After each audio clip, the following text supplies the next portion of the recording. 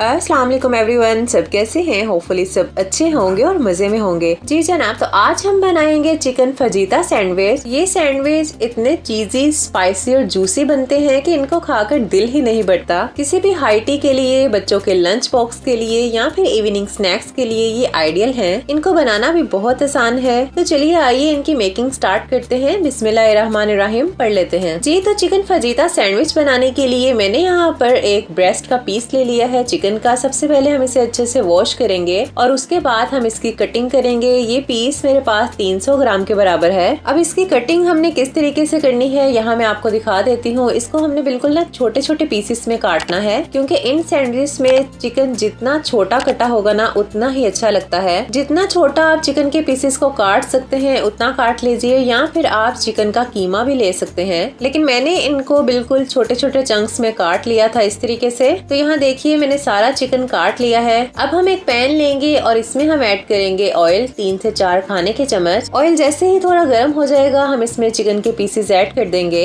अब हम इनको फ्राई करेंगे कि इनका कलर चेंज हो जाए। जैसे ही चिकन का कलर चेंज हो जाएगा हम इसमें लहसुन का पेस्ट ऐड करेंगे 1 टीस्पून। यहाँ मैंने ओनली लहसुन का पेस्ट ऐड किया है, अदरक का पेस्ट यहाँ ऐड नहीं करेंगे। अब इसको हम हल्का सा सोटे कर लेंगे। उसके बाद हम इसमें सॉसेस ऐड करेंगे। तो सॉसेस में हम ऐड करेंगे 2 tablespoon soya sauce, 2 tablespoon chilli sauce, 2 tablespoon ही सिरका। इन सॉसेस को हम चिकन के साथ अच्छे से मिक्स कर देंगे। और अब साथ ही हम इसमें कुछ स्पाइसेस भी ऐड करेंगे। तो इसमें नमक जाएगा 1/2 टीस्पून, काली मिर्च का पाउडर जाएगा 1/2 टीस्पून, लाल मिर्च का पाउडर जाएगा 1/2 टीस्पून, कुटी हुई लाल मिर्च जाएगी 1 टीस्पून और जीरा पाउडर जाएगा 1/2 टीस्पून। इन स्पाइसेस के साथ हम चिकन को अच्छे से कुक करेंगे। अब यहाँ 3 से 4 मिनट तक हम चिकन को पकाएंगे इन स्पाइसेस के साथ, के सारे स्पाइसेस का जो अरोमा है वो चिकन के अंदर आ जाए। उसके बाद हम इसको कवर लगाकर छोड़ देंगे तकरीबन 7 से 8 मिनट के लिए और फ्लेम बिल्कुल लो कर देंगे। अब लो फ्लेम पर ये चिकन पकेगा, क्योंकि ये बिल्कुल छोटे पीसेस हैं तो ये बहुत जल्दी गल जाएगा।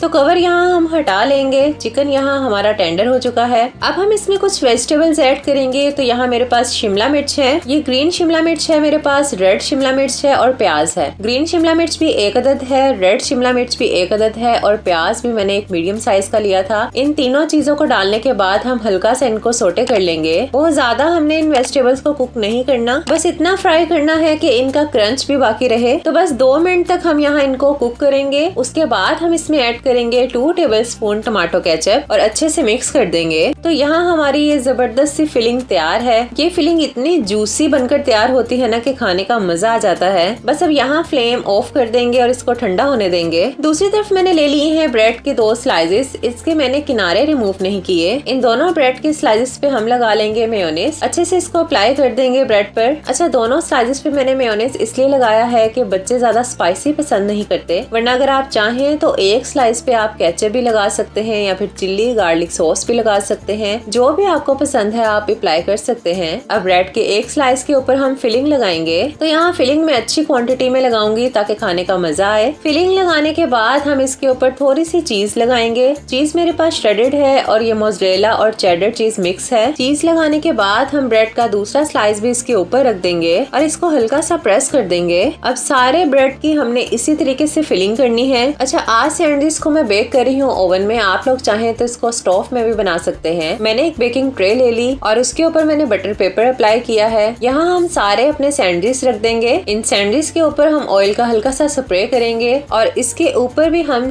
चीज लगाएंगे अच्छी क्वांटिटी में। अगर आप इसे स्टोव में बनाना चाहें तब भी कोई मसला नहीं। एक पैन लें और उसमें इस तरीके से सैंडविच रख दें। उसको हम कवर लगा देंगे और बिल्कुल लो फ्लेम पर हम इसको कुक करेंगे स्टोव में। और जब तक चीज मेल्ट नहीं हो जाती हम इसको वहाँ कुक करेंगे। और ओवन में बेक करने के लिए हम लोग क्या करेंगे कि हम नीचे का रॉड ऑन नहीं करेंगे, सिर्फ ऊपर का रॉड ऑन करेंगे, क्योंकि इसमें सब कुछ ऑलरेडी पका हुआ है, सिर्फ हमने चीज को मेल्ट करना है। तो अब चीज लगाने के बाद मैं इसके ऊपर इस तरीके से एक एक शिमला मिर्च का पीस लगा रही हूँ ताकि ये लुक में भी अच्छा लगे। और उसके बाद हम इसके ऊपर से स्प्रिंकल कर देंगे ऑरिगेनो और साथ ही थोड़ी सी कुटी हुई लाल मिर्च भी डाल देंगे। ऐसा करने से इसकी लुक बहुत ज्यादा अच्छी लगती है। तो बस अब हम इसको सिंपल बेक कर लेंगे। ओवन को मैंने प्री हीट कर लिया था 10 मिनट के लिए। अब यहाँ मैंने इसको बेक किया है 180 डिग्री पर 15 मिनट्स के लिए। तो यहाँ आप देख सकते हैं कि चीज कितने अच्छे से मेल्ट हो चुकी है। तो अब मैं ये सैंडविच आपको कटिंग करके भी दिखाती हूँ। तो ये लीजिए जनाब, ये सैंडविच देखिए कितने ज्यादा चीजी बने हैं माशाल्लाह से। ये इनका टेस्ट इतना जबरदस्त था कि जो भी इसे खा लेगा ना, चाहे वो छोटा हो या बड़ा हो, इन सैंडविच का फैन हो जाएगा। तो यहाँ लग रहे हैं ना ये बिल्कुल बेकरी स्टाइल सैंडविच। आप लोग भी इनको एक बार जरूर ट्राई करें अपने बच्चों के लिए या फिर अपने लिए। मेरे बच्चों को तो ये बहुत पसंद आए थे और उन्होंने बहुत तारीफ की थी। अब आपकी बारी है, आप लोग भी इसे जल्दी से बनाइए और तारीफ वसूल कीजिए। होपफुली रेसिपी आपको अच्छी लगी होगी।